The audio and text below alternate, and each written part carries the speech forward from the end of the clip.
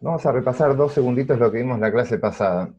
La parte más conceptual, la parte de cálculo de probabilidades y eso ya lo vimos, así que lo dejamos para que lo repasen en el video. El concepto es lo siguiente. Estamos trabajando con prueba de hipótesis. Recuerden, se plantean dos hipótesis, una hipótesis nula y una hipótesis alternativa, que van a tratar de responder a una hipótesis que tiene un investigador. Y en general planteamos una hipótesis nula, escéptica, donde no hay ningún efecto de nada, no hay nada nuevo con lo que estoy diciendo, y en la hipótesis alternativa voy a poner lo que yo creo que está pasando. Yo como investigador lo planteo recién en la alternativa. Así que planteamos ambas hipótesis, y cómo vamos a empezar a tomar la decisión de cuál de las dos hipótesis, con cuál de las dos hipótesis nos vamos a quedar. Recuerden, las dos hipótesis además están planteadas sobre la misma población, el mismo parámetro, y son complementarias. Por lo tanto, yo tengo que optar por una. O H0 es verdadera o H0 es falsa. Y la HA es la verdadera. Entonces, para poder tomar esa decisión, vamos a calcular probabilidades, y para poder calcular esas probabilidades tengo que asumir una situación, tengo que plantear una situación. La situación que voy a elegir para plantear es que H0 es verdadera.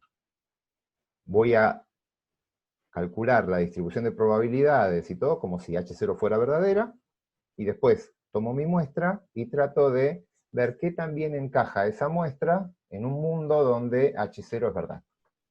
Si la muestra encaja bien, digo, bueno, está bien, H0 puede seguir siendo verdadera, no la voy a rechazar.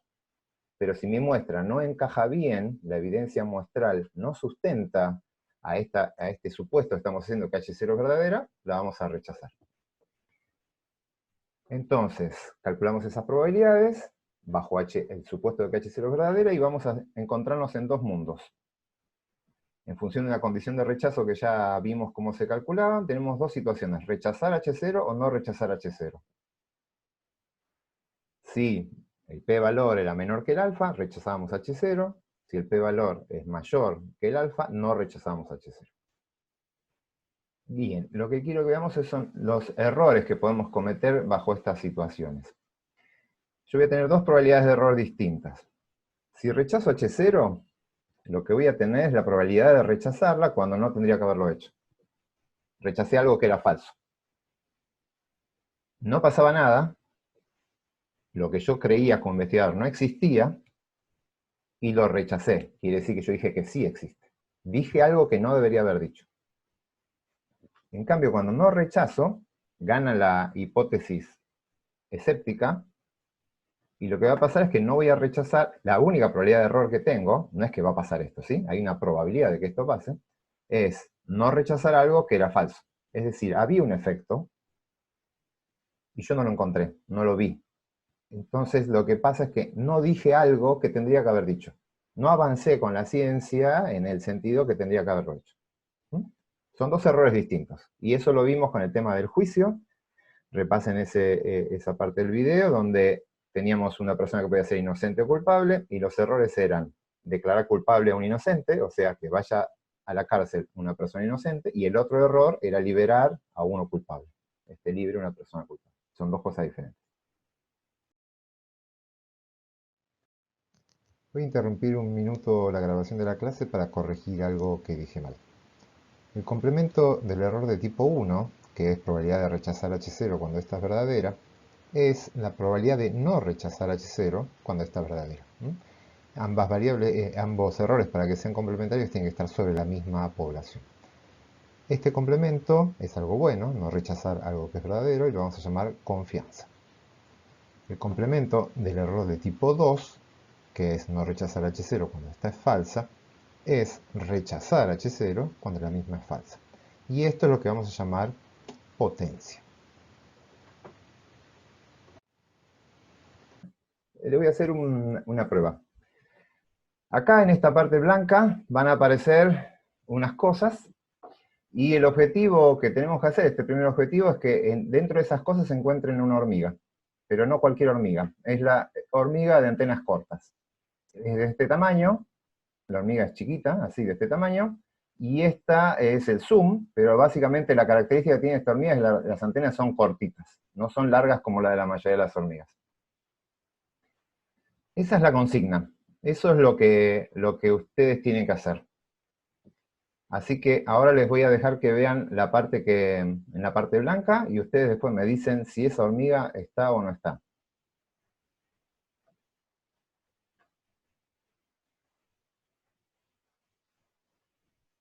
Ops, se fue. Bueno, a ver, ¿quién me dice? Veo el chat. ¿Alguien la vio? ¿Sí está? No, sí, yo no. Ah, hay un montón de gente que sí. A ver, tan rápido, no, sí. Fíjense que había un montón de hormigas, ¿eh? No quiero cualquier hormiga, quiero esa hormiga, y es un único ejemplar. A ver, voy a mostrar ahora lo que hice, y quiero ver si todos lo que vieron esto.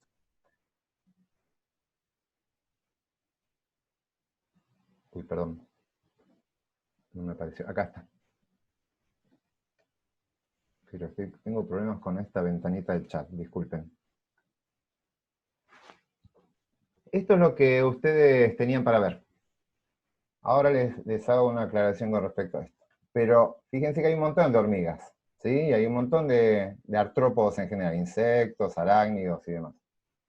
Pero hay hormigas con antenas largas, hay hormigas sin antenas, y yo la que busco es una hormiga con antena corta.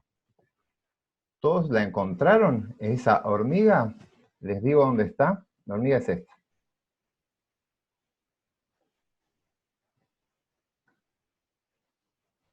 Esa es la hormiga. Quiero saber si todos los que dijeron que sí habían visto esa hormiga. Ok, hay algunos sí y otros no. Bien, a ver, ¿cuál es la idea de esta primera etapa, de esta primera parte? Ahí están dibujando las otras que hay. Esa no tiene antenas. Si miran bien, se van a dar cuenta que no tiene antenas esa hormiga. Hay varias que no tienen antenas. Yo lo que quiero es que tiene una antena muy, muy cortita, y la única que lo tiene es esto. A ver, ¿cuál es la idea de esto? La pregunta está planteada ahí abajo, yo simplemente no la estoy viendo por el chat. La pregunta es, si esa hormiga está, ¿cuán probable es que la encontremos? Y vean las condiciones del experimento que acabo de diseñar. Es un experimento donde tienen que encontrar una hormiga que es muy chiquita, con una característica particular muy, muy pequeña, y está rodeada de un montón de otras cosas muy heterogéneas, y encima algunas muy parecidas y otras muy distintas. Y la tercera característica, les di muy poco tiempo para verlo. Les di 5 segundos. A los 5 segundos eso desapareció. Por lo tanto, las condiciones para ese experimento son bastante malas, son bastante pobres. Algunos la pudieron haber visto, pero la mayoría calculo que no. Por lo tanto, si esto es una muestra de, no sé, ¿cuántos son hoy? 160 personas, la deben haber visto un par de personas, la probabilidad que una sola persona la encuentre en ese poco tiempo es muy baja. Estamos todos de acuerdo que es una probabilidad baja. Les di muy malas condiciones el experimento tiene muy malas condiciones por estas cosas que les estoy diciendo. Voy a mejorarle las condiciones, que es lo que acabo de hacer, en realidad, les spoileé el final, pero ¿qué pasaría si en vez de darle 5 segundos a ustedes les doy 4 horas? Es este dibujo y tienen 4 horas para revisarlo. ¿Qué creen que pasa con la probabilidad que lo detecten? Si es que está, no le estoy preguntando si está la hormiga o no está la hormiga, ¿sí? Esa es otra parte. ¿La puedo haber puesto o no la puedo haber puesto la hormiga? No me interesa eso. Yo lo que quiero es, si llega a estar, ¿qué tan probable es que la encuentren? Obviamente, si les doy 4 horas para buscarlos, pueden mirar a cada una de estas hormiguitas y empezar a detectar, y en algún momento lo van a encontrar. En las 4 horas buscando, va a saltar, esta tiene las características que están. Por lo tanto, una forma de mejorar las chances de que yo encuentre la hormiga, si es que la hormiga está, es aumentar el tiempo de muestreo, darles más tiempo, 4 horas. ¿Estamos de acuerdo ahí que eso mejoraría la situación? Vamos a ver qué otras cosas mejorarían la situación.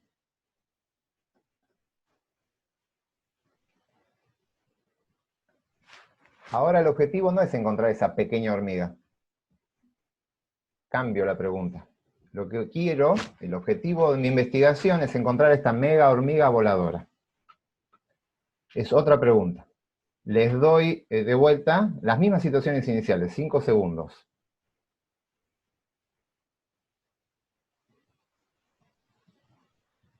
¿Estaba?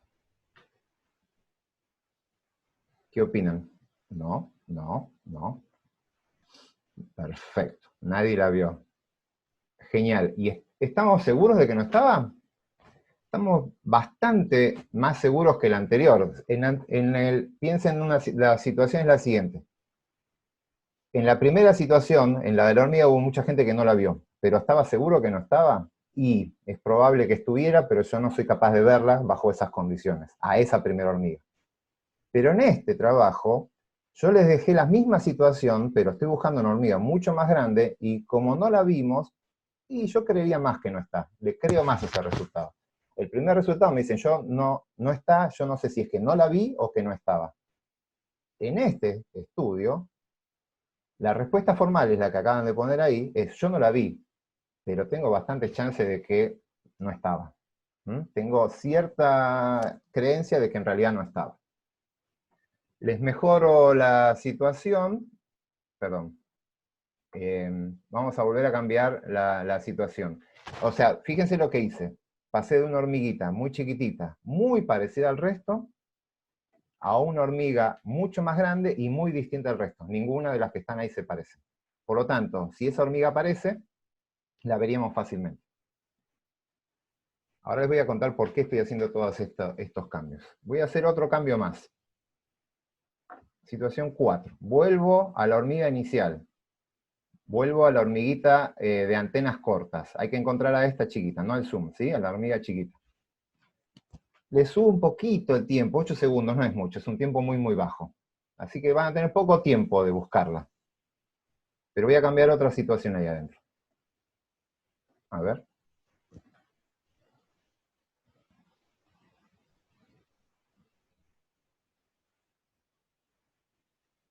Se fue. Bien. Puedo hacer las dos preguntas. Si está la hormiga o no, pero no la vi, no la vi, no la vi. Bien. La pregunta es la siguiente. ¿Qué creen? Si es que estaba, si es que está, no les pregunto si está o no está, ¿eh? La pregunta es distinta. Si es que estaba la hormiga ahí, ¿tienen más chances de encontrarla que la situación 1 o no cambió nada?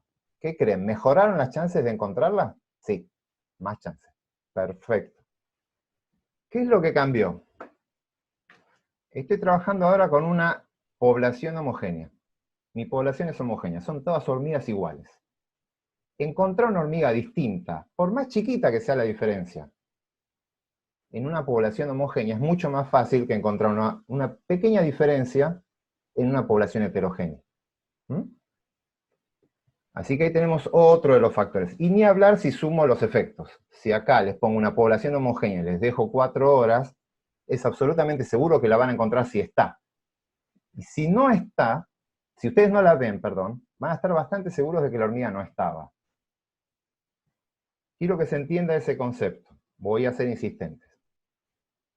Son dos escenarios posibles. La hormiga puede estar o puede no estar. Y son dos respuestas distintas. Yo puedo encontrarla o puedo no encontrarla. Yo lo que estoy preguntando, si llega a estar, ¿qué tan probable es que la encuentre? Es eso lo que estoy diciendo.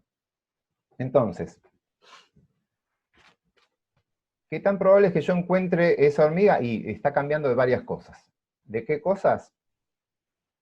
Si la hormiga está, ¿cuán probable es que yo la encuentre? Y eso es lo que estuvimos viendo hasta hace un rato. Uy, perdón, acá puse la... Está bien. A ver, esperen un segundito. Sí. Esta es la potencia. Yo en la parte de atrás se las puse al revés. El complemento es esto. La potencia está cuando H0 es falsa. Perdón, acá está bien escrito. Después, ahora les digo qué es lo que les escribí mal en el anterior, así no queda en el video. Si no, lo grabo encima cuando está en el video. Esta es la definición de potencia. Era la probabilidad de rechazar una hipótesis nula cuando esa hipótesis era falsa. Creo que la escribí distinto antes. Entonces, básicamente es eso, en términos de este estudio en el que estamos planteando la hormiga. Si la hormiga está, ¿qué tan probable es que la encontremos? Si existe un efecto, ¿qué tan probable es que lo veamos? ¿Mm? Repito, acá está escrito lo que les dije antes. No me habla de la probabilidad de encontrar el efecto. Yo no estoy diciendo qué tan probable es que yo encuentre la hormiga. Estoy planteando una probabilidad que está condicional, está condicionada a la probabilidad. Si es que está, ¿qué tan probable es que la encontremos? Entonces, a esto se refiere la potencia de la prueba. Sobre esto es lo que tenemos que trabajar nosotros, y este es uno de los errores que podemos cometer. ¿Y cómo podemos llegar a controlar ese error? ¿De qué factores depende? De los que estuvimos viendo recién. ¿Cómo podemos cambiar la potencia de una prueba? Con hormiga pequeña versus hormiga grande. Esto es magnitud de efecto. Una hormiga pequeña me está hablando de un efecto pequeño, es algo, yo tengo que detectar una mínima diferencia, una pequeña diferencia en la antena de la hormiga. Eso es un efecto pequeño, es cuando yo decía que los cerdos que le pongo vitamina D crezcan 10 gramos. Detectar eso es poco probable. Si esa diferencia existe, yo muy probablemente no la vea. En cambio, me puedo plantear un objetivo mucho más grande, encontrar una magnitud de efecto más grande, o sea, encontrar esta mega hormiga con alas dentro de esa población. Si esa hormiga está, yo la voy a ver con mi diseño de muestreo, aunque mi diseño de muestreo sea malo, o mi población sea heterogénea, todo lo que tenga en contra, porque tengo más chance de verlo. Y es lo que hicimos cuando planteamos que la vitamina E haga crecer a los cerdos, no sé, 20 gramos, 30 gramos. Ampliar la magnitud del efecto que estoy estudiando. Esto lo define el investigador que está estudiando. O sea, uno puede decir, a partir de cuándo biológicamente lo voy a considerar como que es algo exitoso, que es algo que cambió, que es algo que está teniendo efecto. Entonces, acá tienen una forma de controlar la potencia. Si están buscando cosas chiquitas, y van a tener que controlar otras cosas porque la potencia va a tender a ser baja. Si están buscando cosas grandes, es altamente probable es que si eso está, lo vean. El otro es el tamaño de la muestra. ¿Cómo reflejamos el tamaño de la muestra en el ejemplo que vimos recién? Con el tiempo. Un tamaño de muestra chico sería análogo acá a haberles mostrado 5 segundos la pantalla. Es como que tuvieron pocas muestras para encontrar el efecto. Un tamaño de muestra grande sería darles 4 horas para ver la misma imagen. Y por último, lo otro que está afectando la potencia en la prueba es la variabilidad del proceso a estudiar. ¿Qué tan complejo es el proceso que están estudiando? ¿Qué tan heterogénea es la población que tienen que estudiar? Eso lo vemos con el sigma. Esto tiene un sigma grande, la población es heterogénea. Tenemos un montón de especies mezcladas, y encima hay hormigas de distinto tipo, de antena corta, larga, media.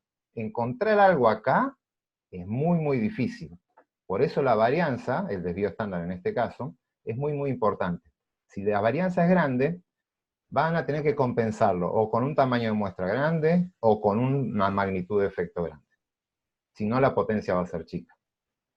Y si tiene una población homogénea con todas las hormigas iguales, detectar una distinta va a ser mucho más fácil. A pesar de que tengan poco tiempo, o sea, tamaño de muestras chicos, o que tengan efectos, magnitudes de efectos más chicos. Estos son los componentes. A ver, vamos a ver que hay preguntas. Federico.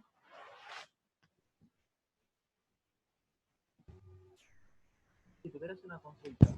Sí. En este caso, el tamaño de muestra y el tiempo de muestreo no serían cosas distintas, porque si yo tengo una muestra pequeña, sería más probable encontrar esa hormiga.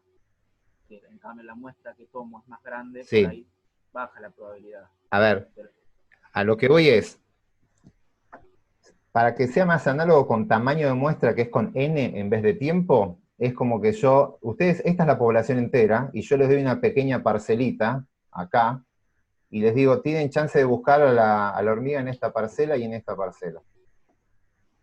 Si solo la van a buscar ahí, ¿tienen chance de encontrarla en la población? Y ahí me van a decir que no, tienen pocas chances de encontrarla. O sea, yo les podía haber mostrado de toda la población 2 parcelitas, porque el n es chico. Para encontrarla necesitarían un montón de parcelas y ahí va a aumentar la probabilidad. Claro.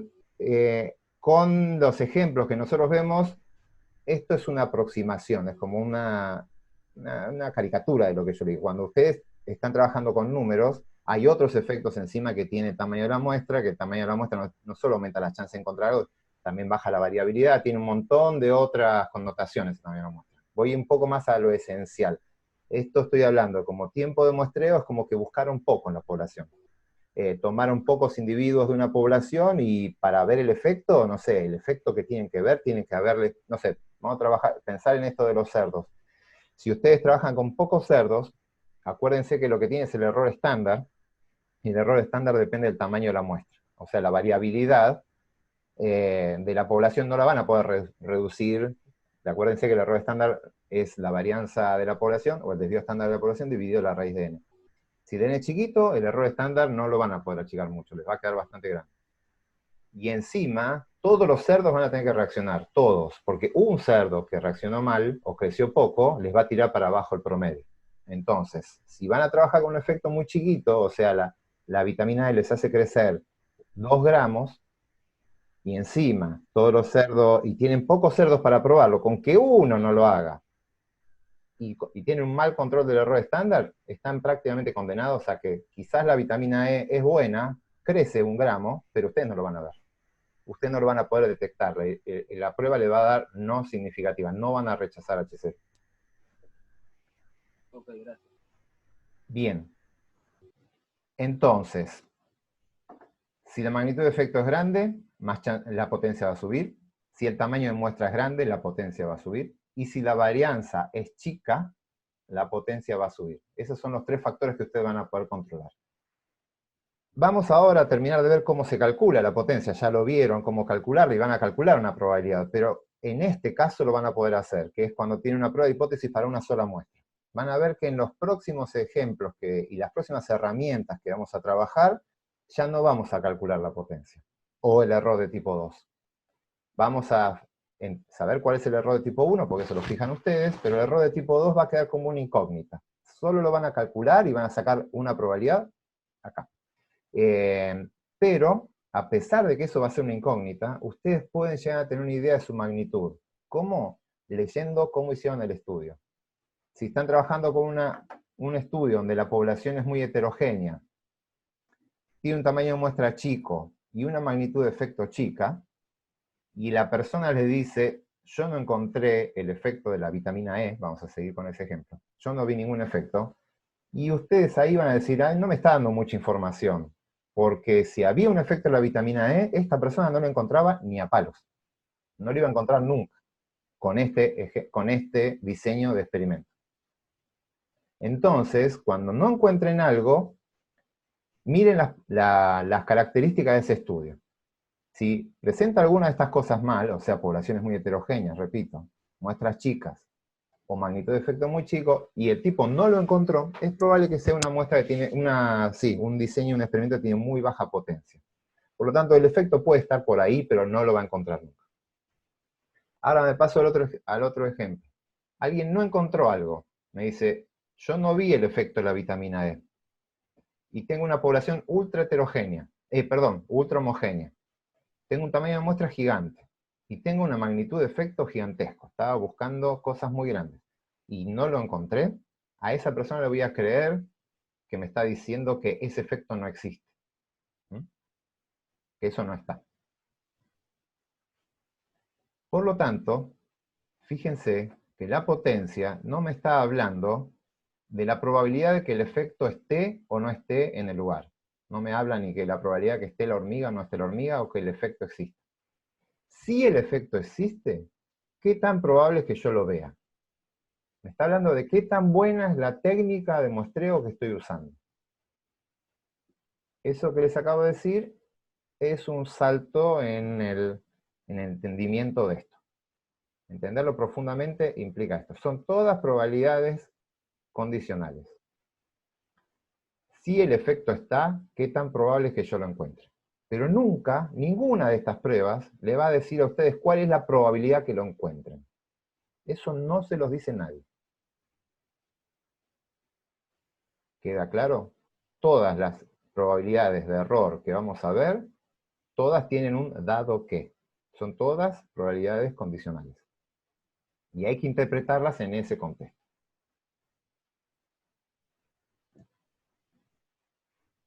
¿Dudas?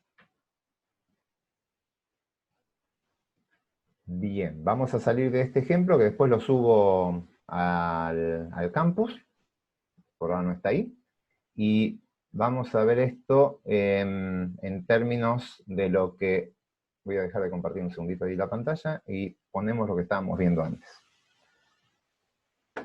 Bien, habíamos llegado hasta esto la vez pasada. Esto mismo, que está acá, es lo que vamos a pasar esto a números y a ejemplos de los que vamos a usar en el TP. Y voy a hacer la analogía ahora con lo que acabamos de ver en el ejemplo de las hormigas. Este, ¿se acuerdan? Es el ejemplo de los cerdos, y tenemos los cerdos con vitamina E. Esperen un segundito, que los tengo que volver a poner a ustedes, si no, no veo si hay alguien en el chat. O en las manos.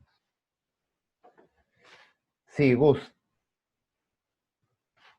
En realidad es una pregunta, no sé, tal vez sea demasiado básico esto, pero ¿qué pasa si yo intercambio H0 y H1 y elijo un nivel de confianza que quiero tener, y vuelvo a hacer esta misma prueba de hipótesis, digamos, pero esta vez pruebo la contraria? Sí. De esa forma no podría, digamos, reforzar, digamos, y ayudarme a decir, no, bueno, entonces realmente tenían que rechazar H1, no. Perfecto. A ver, voy a hacer una aclaración. Vamos a separar lo que es la materia de lo que son los conocimientos como futuros investigadores que quiero que tengan ustedes. Para la materia, la forma de plantear las hipótesis es como se los dije antes: bajo H0 no hay nada, lo que dice el investigador no existe, y en la alternativa vamos a poner que el investigador tiene razón, recién en la alternativa, y se van a manejar así. Salvo cuando quieran calcular potencias, que tienen que hacer esta diferencia, pero es solamente para caso puntual de cálculo de potencias. Todo lo que vino, lo que va a venir más adelante, la hipótesis se va a plantear así. Bajo H0 no hay nada.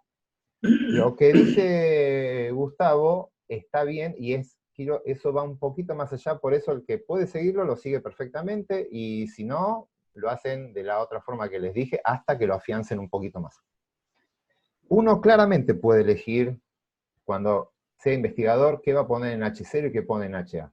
Es lo que decíamos el otro día con los presos. Bajo H0 lo considero inocente, y el fiscal tiene que demostrar culpabilidad. Si el fiscal no logra determinar culpabilidad, la persona sigue siendo inocente. La otra alternativa que vos estás proponiendo es dar vuelta a eso. Lo doy vuelta y pongo, la persona es culpable, y le digo al abogado de esa persona que se encargue de demostrar que es inocente. Lo que va a cambiar ahí no es el recontra culpable, lo vas a detectar en ambas veces, y el que es inocente, el abogado va a ser fácil que lo detecte y lo determine como inocente. El problema ahí van a estar los grises. ¿Qué haces con la duda? Si tengo dudas, ¿qué hago? Este sistema, como está, es, si tengo dudas, H0 sigue valiendo. Voy a rechazar H0 solamente cuando el error sea bajo, el error de tipo 1, cuando el alfa sea menor al 5%. Por lo tanto, cualquier probabilidad mayor al 5%, que es duda, me da ciertas dudas, no voy a rechazar H0. Entonces, es crucial a quién decidas poner en H0. Porque ante la duda va a ganar H0. Repito, si estás en una situación extrema, podés dar vuelta y no vas a tener problemas, porque no vas a tener dudas. Si estás en esa situación. Pero cuando la situación es medio gris, ahí vas a tener problemas. Entonces, lo que tienen que hacer ustedes, si van a trabajar con esto, y van a trabajar, y no están avanzando en la ciencia, sino que se pueden plantear en otras situaciones, más adelante lo podemos charlar un poco mejor, es pensar cuál de los dos errores es más grave, el error de tipo 1 o el error de tipo 2. Y el que considere, perdón, los dos errores que pueden cometer. Y el que consideren más grave, deberían armar la hipótesis para que quede en el error de tipo 1, que es el que ustedes controlan. El error de tipo 2 no lo van a controlar. El que sí controlan es el de tipo 1. Entonces tienen que armar la hipótesis de forma tal que el error más grave quede en el 1. Vuelvo a la materia.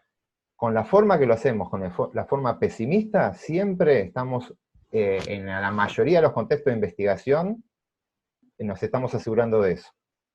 La investigación en el avance de la ciencia es, solo avanzo cuando estoy seguro. Entonces, bajo H0 digo no avanzo. Y solo voy a avanzar cuando la probabilidad de error sea muy, muy baja. Entonces, con esa forma más mecánica, si se quiere, que se los planteé, no van a tener este problema. Pero van a ver que hay ciertas situaciones donde esto es un poquito más ambiguo y lo pueden cambiar, pero eso es fuera de la materia. Gustavo, el otro Gustavo. Ok, gracias.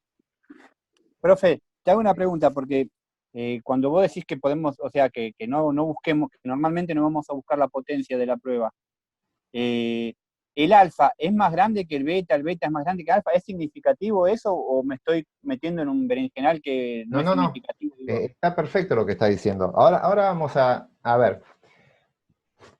El tema es así. Yo voy a fijar el alfa. El alfa lo fijan ustedes. Ustedes fijan el alfa en el 5%. Con ese alfa, que acá lo tenemos, yo parto a mi mundo en dos partes, ¿sí? A partir de acá. Para allá yo rechazo la hipótesis nula y para allá no. Olvídense la parte que está abajo. Solo miramos esto que está arriba. Entonces, yo rechazo H0. Mi decisión es rechazo la hipótesis nula, acá. Y de este lado, mi decisión es no rechazo la hipótesis nula. Si yo rechazo la hipótesis nula, estoy acá, hay una probabilidad que H0 sea verdadera. Fíjense, esto es H0. Toda esta distribución es una distribución de probabilidades donde la población cumple con lo que dice H0. Entonces, toda esta probabilidad que está acá marcada en rojo es una probabilidad donde yo rechacé H0 y H0 era falsa. Ese es el alfa. Eso está controlado, eso es del 5%. No vamos a poder convivir con ese 5%. El problema es que si yo no tengo lo de abajo, no existe lo de abajo, estoy en la situación que teníamos antes, no sé si con esto puedo volver. No, bueno, ahora ya estoy ahí. Bien, ya sé por qué no puse esto. Si yo estoy acá nada más, en donde yo solo veo H0, yo en H0 puedo dibujar perfectamente el alfa, acá, porque el alfa está planteado en H0. Y yo tomo la decisión rechazo o no rechazo. ¿Cómo puedo calcular el beta? El beta está en HA, está en la otra distribución, es si HA es verdadera. No la puedo calcular. Solo la puedo calcular si hacemos esto que está acá. Planteo una hipótesis alternativa. Escribo, la hipótesis alternativa es igual a algo. Recién ahí estoy en condiciones de hacer esto, conocer la hipótesis alternativa y calcular el error de tipo 2. Yo lo que les decía es que para la mayoría de los escenarios con los que ustedes van a trabajar, esto que acabo de hacer, de generar una distribución alternativa, no lo van a tener. No tienen la posibilidad de fijar una hipótesis alternativa. Se van a quedar con el sistema anterior. La vitamina E crece más de 100 gramos, pero no sé cuánto. Por lo tanto, no van a tener una idea de cuánto vale el error de tipo 2. Y no van a saber si es grande, si es chico, si es más grande que alfa, si es más chico que alfa. No lo van a saber. Entonces, para la mayoría de sus investigaciones, ustedes van a poder definir el error de tipo 1 y el error de tipo 2 va a ser desconocido. ¿Cuándo pueden cometer error de tipo 2? Cuando no rechazan. Entonces, lo que van a hacer y cómo va a avanzar la ciencia es, cuando rechazo, estoy todo bien. El error es del tipo 1 y avanzo. Si no rechazo, y está todo medio mal, porque puedo tener un error de tipo 2 que no conozco. Y por las dudas no voy a hacer mucha historia. Eso es lo que vamos a terminar haciendo. Bien, vamos a avanzar con esto. Entonces, solamente para este ejemplo de la teórica y un par de ejemplos de la práctica, van a poder hacer esto que es el calcular el error de tipo 2. ¿Y qué es lo que van a hacer para calcular el error de tipo 2? Es esto que está acá, definir una hipótesis alternativa. Definen el alfa, como siempre. Acá lo que hice fue calcular el valor crítico, es el valor que acumula 1 menos alfa para acá y alfa para el otro lado. Ese me define el mundo en dos partes, en la de rechazo y no rechazo H0, es lo que acabamos de ver.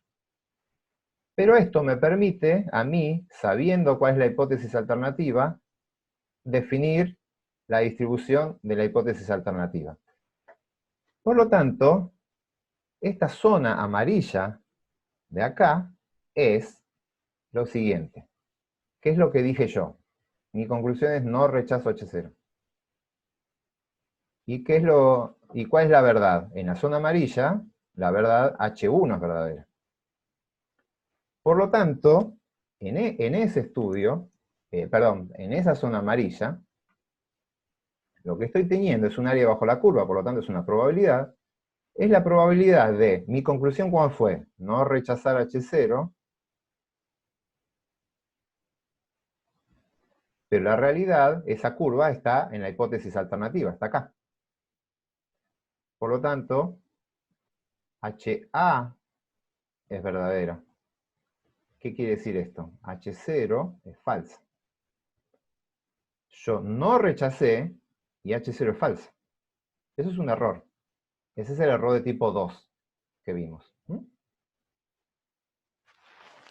Para poder calcularla, repito, el concepto tiene que tener esto, fundamental. Esto tiene que estar.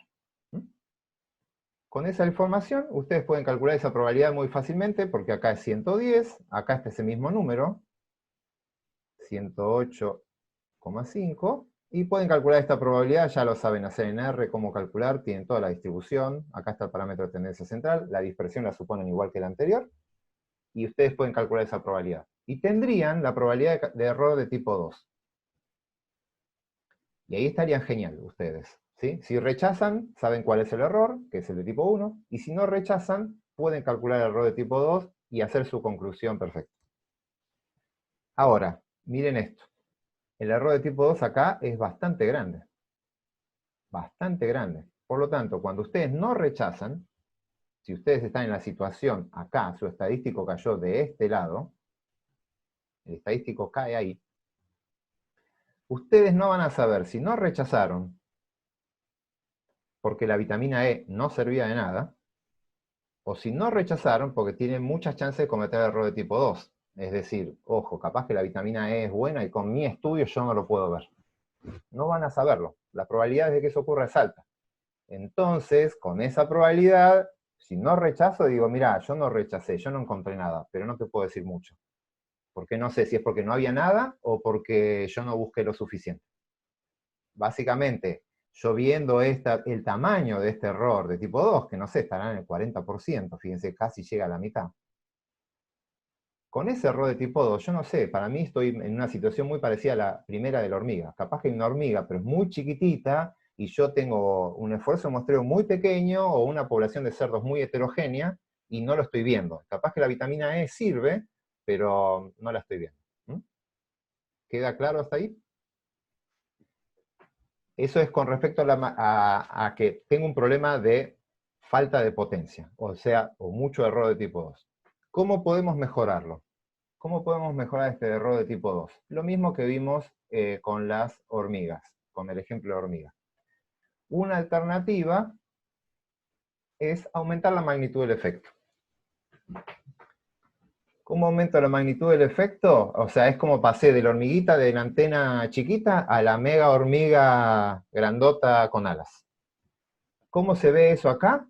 Fíjense lo que hice. En vez de buscar una diferencia de 10 gramos con respecto a la hipótesis nula, puse una de 15 gramos. Subí un 50% más el efecto que estoy buscando. Entonces ahora me planteo, si la vitamina E hace crecer a los cerdos 115 gramos, sí hace crecer 115 gramos, ¿qué tan probable es que yo lo detecte? La misma pregunta que les hice con la hormiga. Si la hormiga es gigante, negra y tiene alas, ¿qué tan probable es que la encuentre? Y ahí la probabilidad que la encuentre es esta parte de acá, ¿no? Esto que está ahí, pero la que no lo encuentre es esto, ese es el error, se achicó bastante. ¿Por qué? Porque ahora el parámetro de tendencia central de esto se alejó del anterior, se fue para acá.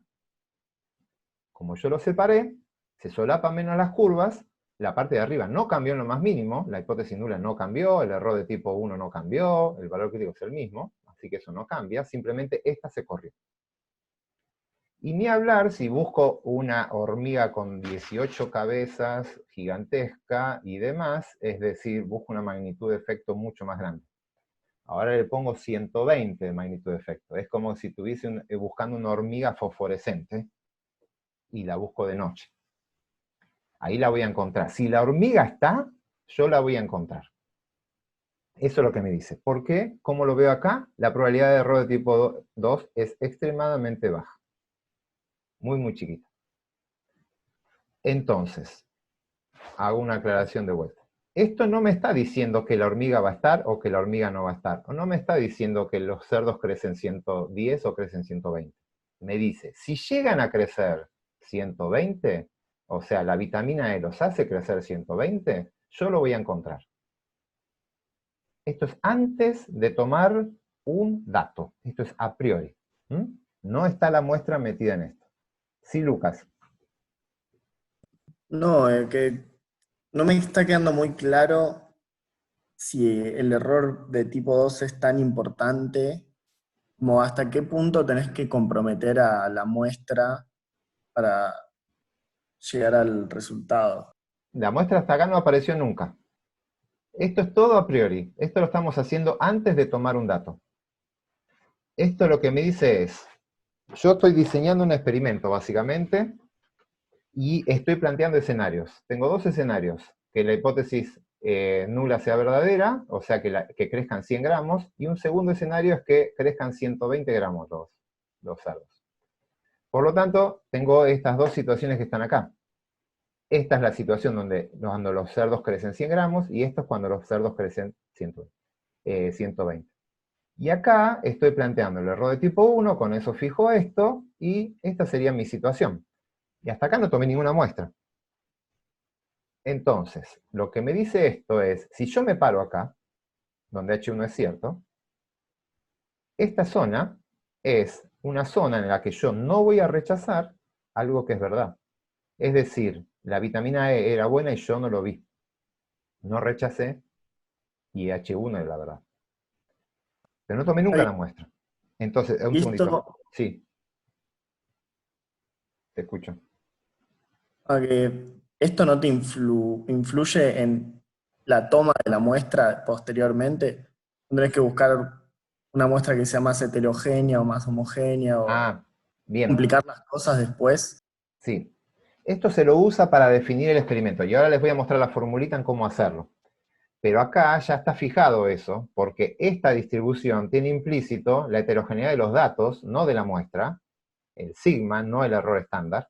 Esto me habla de acá está metido ya el sigma, pero también está en la raíz de n. Esto que está acá, esto es x raya, no está puesto ahí, pero esto que está acá es x raya. Por lo tanto, el ancho de esto, la dispersión de esto está afectado por dos cosas, por la variabilidad de los cerdos y por el tamaño de la muestra.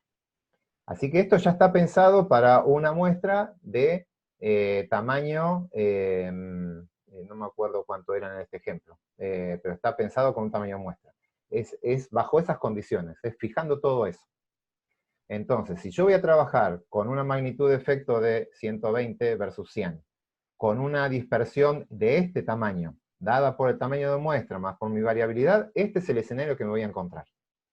Estoy fijando todo. Si esto no te gusta, si lo que ves acá no te gusta, tenés chances de cambiarlo. ¿Cómo lo vas a cambiar? Cambiando la magnitud de efecto, como estamos viendo ahora. O la otra que nos queda, es lo que viene ahora,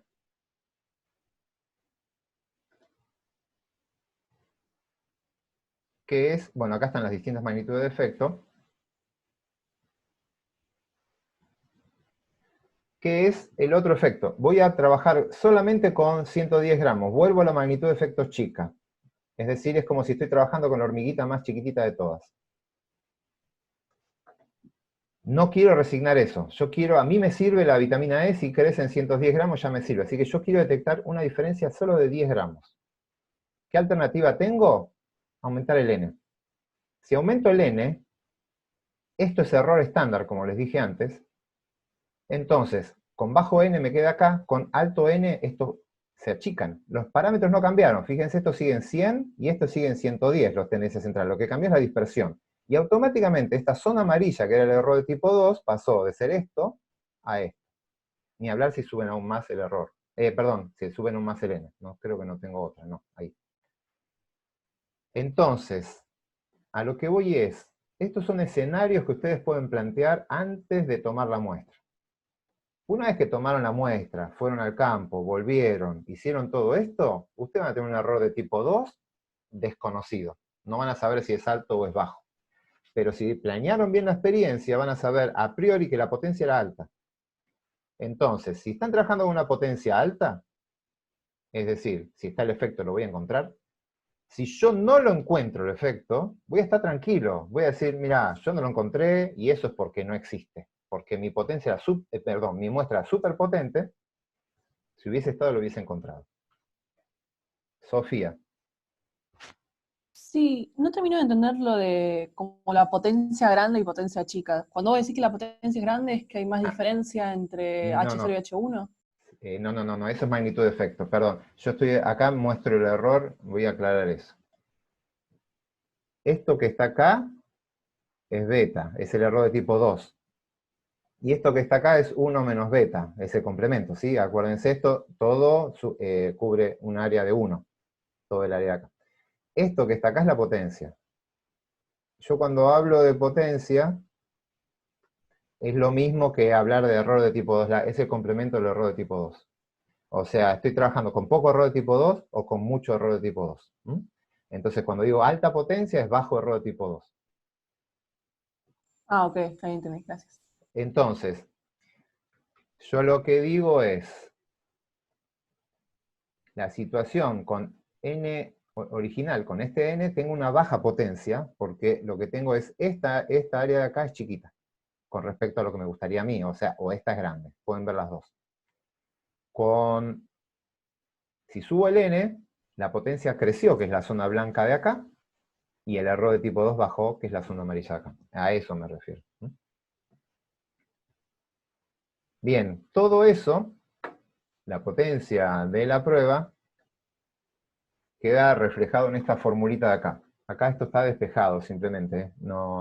Si quieren después alguien, podemos ver esto de cómo se despeja esta fórmula. Pero básicamente quiero que vean los componentes de esta fórmula. Con esto, ¿de qué utilidad tiene?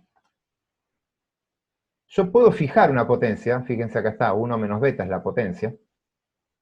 Si quieren dicen fijo el error de tipo 2. Puedo fijar el error de tipo 1, o su confianza, que es el complemento. Y si tengo una medida de dispersión y una medida de magnitud de efecto, podría yo estimar el tamaño de muestra óptimo para mi estudio. Necesitan estas cosas. El nivel de error de tipo 1, que sería el alfa, siempre está en el 5%, por lo tanto la confianza va a ser del 95%. ¿Sí? Acá no hay muchas dudas. Acá uno pone un Z, esto van a la tabla de distribución Z, y buscan el valor de eso. Va a ser un valor de Z que acumula esta probabilidad. Acá van a ir a buscar otro valor de Z, distinto, pero lo que importa es lo que van a fijar es esto. ¿Qué error de tipo 2 le pongo?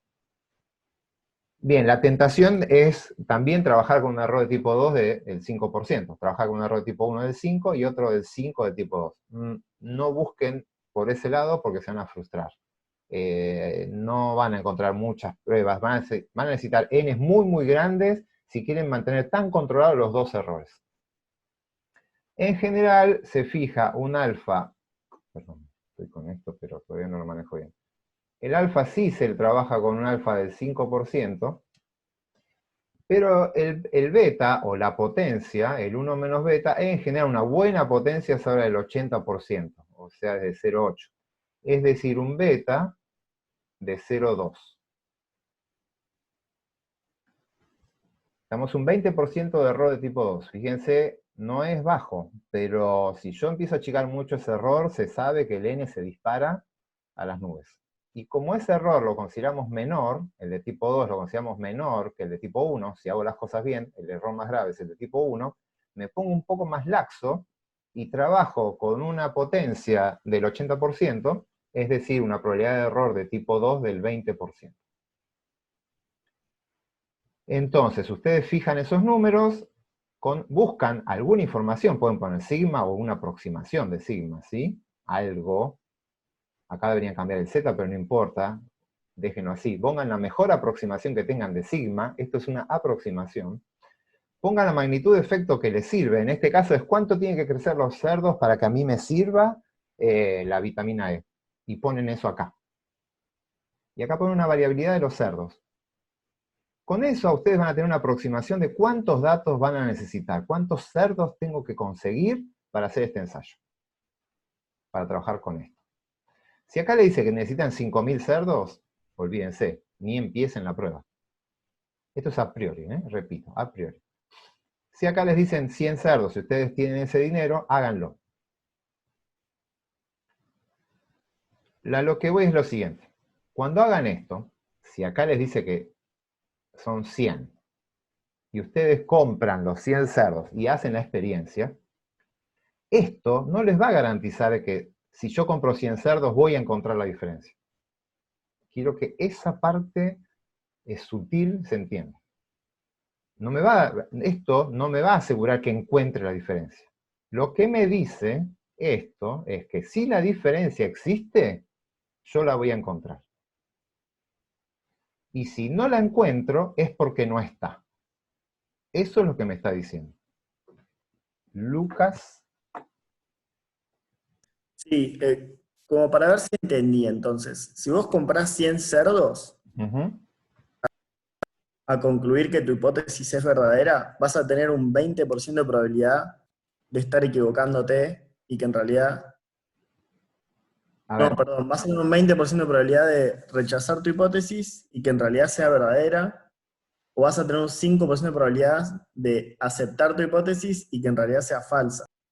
Veamos, vamos a plantearlos para no estar en el aire. Yo tengo probabilidad de rechazar H0, cuando H0, los errores voy a poner. Rechacé algo que es verdadero, este es un error. Y tengo la probabilidad de no rechazar H0, cuando en realidad H0 era falsa. Esos son los dos errores que yo puedo cometer.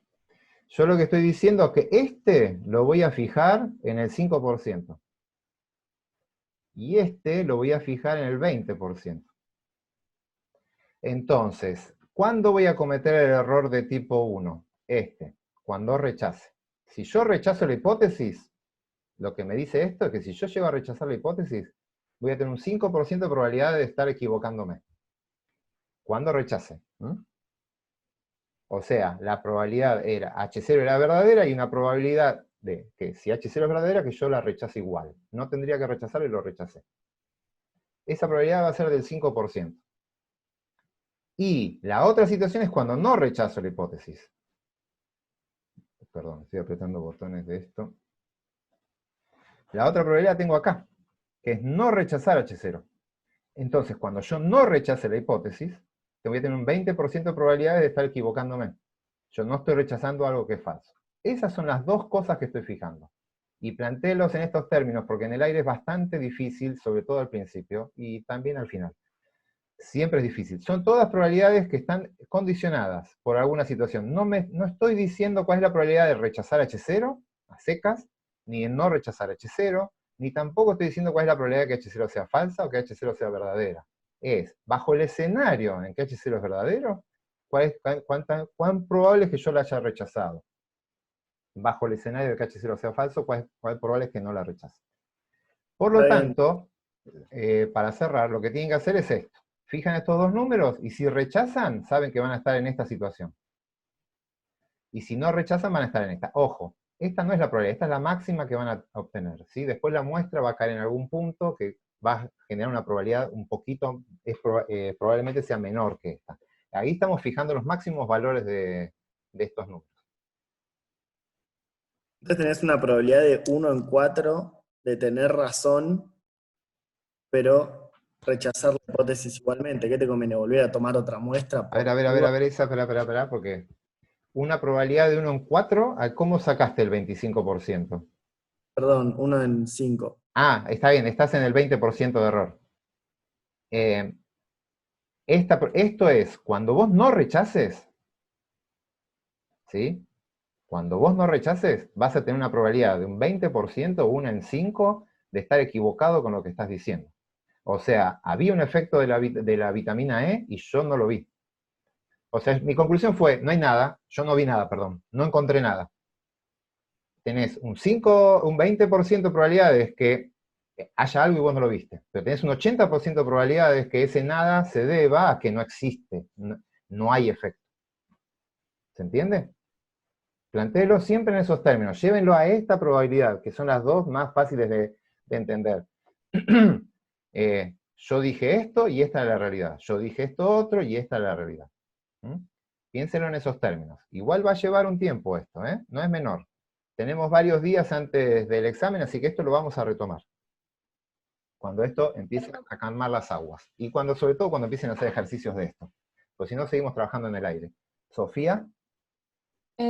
Sí, o sea, beta siempre sería mucho más grande que alfa o la gente lo baja cuando hace los experimentos. No, en general, la gente, vamos a hablar de la gente, son los investigadores, ni se Sí, meten perdón. con beta.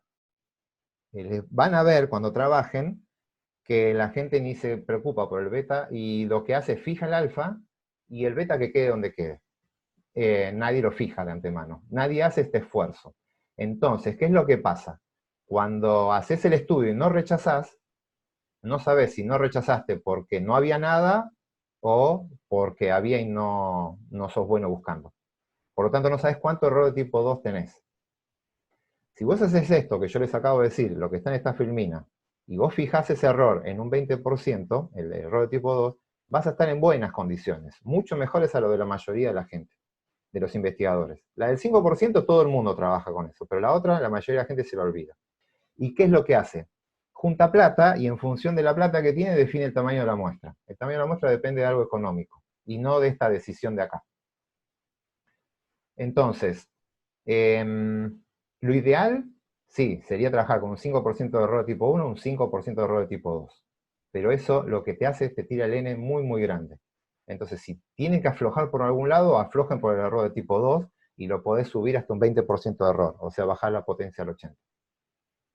Una potencia de 70 gracias. tampoco es despreciable, o sea, un error de tipo, fíjense en los números, 30% de error. Yo sé que ustedes vienen ahora que, 30% de error es un montón porque están acostumbrados a error de tipo 1. Pero este es el error de tipo 2, un error más suave, pero si esto no aflojan un poquito con este número, no van a poder avanzar nunca, ninguna prueba va a ser suficientemente buena para ustedes. ¿Quién está levantando la mano que no le veo el nombre? Puedes hablar. Profe, una pregunta, Sí. ¿puedes repetir lo que dijiste con respecto a cuando n ya te da 100? Bien, repito esto. Ustedes van a venir acá, fijan el error de tipo 1, acá lo fijamos en el 5%, fijan el error de tipo 2 en 20%, por lo tanto la potencia, esto queda 95% acá y 80% acá. Buscan datos sobre la varianza y buscan la magnitud de efecto. Vamos a suponer que generan un número creíble que está acorde a su presupuesto. Y les dice 100.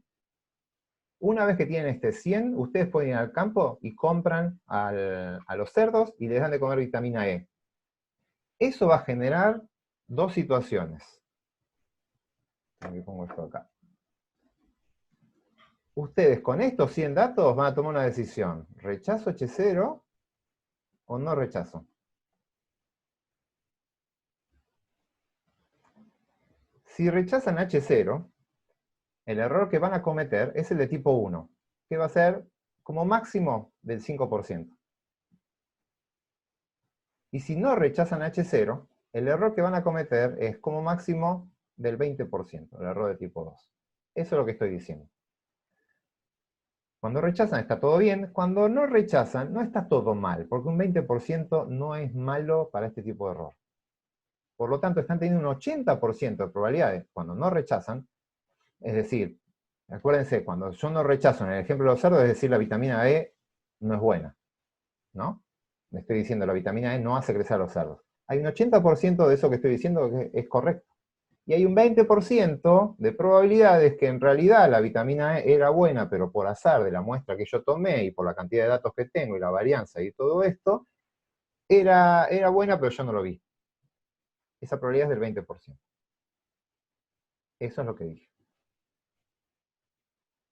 Hasta ahí eso es potencia. Ahora, a lo que voy es, más allá de la práctica esta, lo que suele pasar a la mayoría de los investigadores que fijan el error de tipo 1 y se olvidan del error de tipo 2. No lo fijan nunca, no hacen este ejemplo, no hacen este trabajo.